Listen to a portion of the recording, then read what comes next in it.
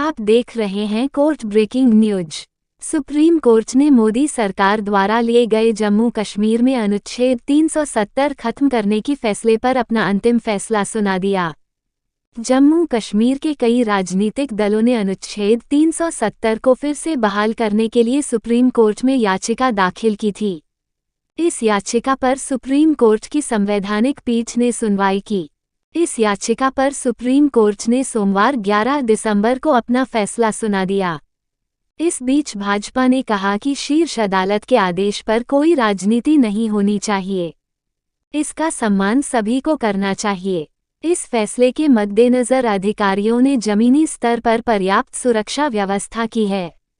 इस बीच national conference के नेता उमर अब्दुल्ला ने कहा कि अनुच्छेद 370 को निरस्त करने को चुनौती देने वाली याचिकाओं पर शीर्ष अदालत के प्रतिकूल फैसले की स्थिति में उनकी पार्टी जम्मू कश्मीर में शांति भंग नहीं करेगी और अपनी कानूनी लड़ाई जारी रखेगी। पूर्वोत्तर जम्मू कश्मीर की पूर्व मुख्यमंत्री महबूबा मुफ्ती ने कहा कि अदालत के फैसले से स्पष्ट होना चाहिए कि भाजपा के नेतृत्व वाली केंद्र सरकार द्वारा अनुच्छेद 370 को लेकर लिया गया फैसला अवैध था। आपको बता दें कि जम्मू कश्मीर को स्पेशल स्टेटस देने से संबंधित अनुच्छेद -370 को केंद्र सरकार ने 5 अगस्त 2019 को निरस्त कर दिया है। उसके बाद इस फैसले को सुप्रीम कोर्ट में चुनौती दी गई थी। यह मामला 2019 से पेंडिंग है। अर्जी में 370 निरस्त करने के फैसले को गैर संवैधानिक घोषित करने की गुहार लगाई गई।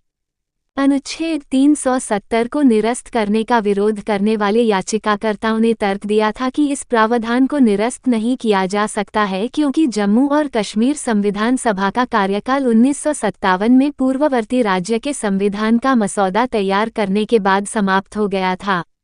उन्होंने कहा था कि संविधान सभा के विलुप्त हो जाने से अनुच्छेद 370 को स्थायी दर्जा मिल गया है। सुप्रीम कोर्ट ने आज मोदी सरकार द्वारा अनुच्छेद 370 को समाप्त करने के फैसले को सही ठहराते हुए अपना फैसला सुनाया है। सुप्रीम कोर्ट ने कहा अनुच्छेद 370 को समाप्त करने का फैसला बिल्कुल सही था और राष्ट्रपति को अनुच्छेद 370 हटाने का हक है। अनुच्छेद 370 को हटाने का फैसला संवैधानिक तौर पर सही था। संविधान के सभी प्रावधान जम्मू कश्मीर में लागू होते हैं। और जो यूनानिमस जजमेंट थी, ये सुनकर बहुत निराशा हुई, बहुत अफसोस हुआ। मैं शुरू से ही कह रहा था कि 2 अदारे हैं जो इसका फैसला कर सकता है, एक पार्लियामेंट, मरकजी सरकार, और दूसरा सुप्रीम कोर्ट।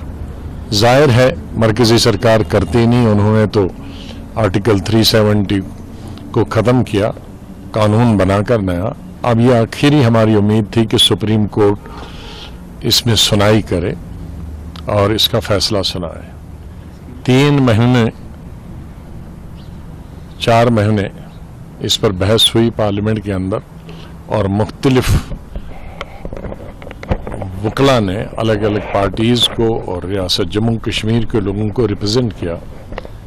और उसके बाद जो आज यूनानिमस फैसला आया, उससे मेरे ख्याल में जम्मू कश्मीर के सभी लोग, चाहे वो कश्मीर के हों या जम्मू सूबा के, वो खुश नहीं है। मैं आज भी समझता हूं कि ये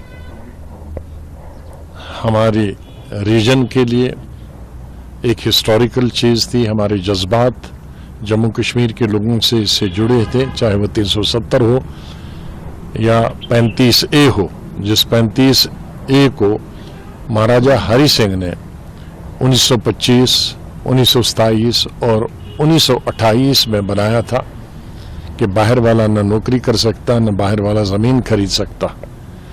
और जब हमारा आईन बना तो 35A की शक्ल में उस महाराजे को फैसले को आगे बढ़ाया था।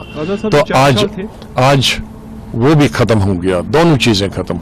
इससे हमारी स्टेट की इकानमी को बहुत नुकसान होगा, जमीनें महंगी हो जाएंगी, पूरे हिंदुस्तान के लोग जम्मू और श्रीनगर आएंगे।